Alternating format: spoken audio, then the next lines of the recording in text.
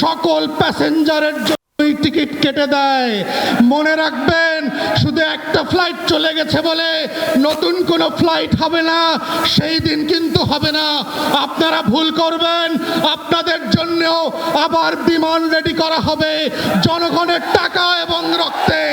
যদি সেই দিনটা না চান, বাংলাদেশে রক্তের শাহাদাতের উপরে দাঁড়িয়ে গণ অভ্যুত্থানের আমলনামার উপরে ভিত্তি করে বাংলাদেশ পরিচালনা করবেন। 24-এর গণ অভ্যুত্থান কেন হয়েছিল সেটা আজকের ক্ষমতাসীন রাজনৈতিক দল খুব অল্প সময়ের মধ্যে ভুলে গেছেন। আমরা আপনাদের স্মৃতিশক্তিকে আবার নতুন করে একটু রিফ্রেশ করে দিতে চাই। আপনারা দয়া করে জুলাইয়ের স্লোগানগুলো আবার নতুন করে শুনবেন। দেয়ালে দেয়ালে আমাদের শহীদেরা রক্ত দিয়ে যেই স্লোগানগুলো লিখে দিয়েছিল, যেই আগামী বাংলাদেশের বুনন তৈরি করেছিল, সেগুলো আবার নতুন করে বিমানে যেতে যেতে মোবাইলে শুনবেন এবং পড়বেন।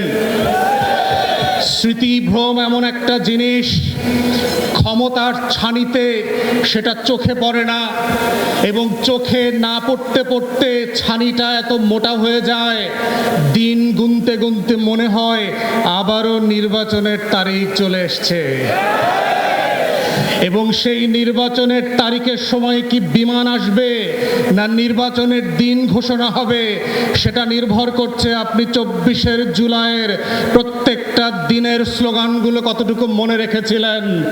দেয়ালে দেয়ালে আমাদের শহীদেরা, শহীদের উত্তরসূরিরা বারবার লিখে দিয়েছিল, লাখো শহীদের রক্তে কেনা দেশটা কারো বাপের না। কিন্তু আমরা দেখলাম আপনাদের একজন এমপি এবং বেনামীয় মন্ত্রী, যাকে আমরা গত 17 বছর ফ্যাসিবাদ বিরোধী আন্দোলনে দেখি নাই, মিছিল মিটিং মামলার হিসাবে আসামি আকারে কোর্ট কাচারিতে দৌড়াদৌড়ি করতে দেখি নাই, তিনি তার এলাকার 4টা ইউনিয়নের নাম নিজের নামে লিখে দিলেন। ওইটাই কিন্তু হাসিনার পতনের শুরু হয়েছিল, মনে রাখিয়েন। 4,500 কোটি টাকা গত 17 বছরে হাসিনা শুধু খরচ করেছে বাপের নামে আর বংশের নামে মূর্তি বানানোর জন্য।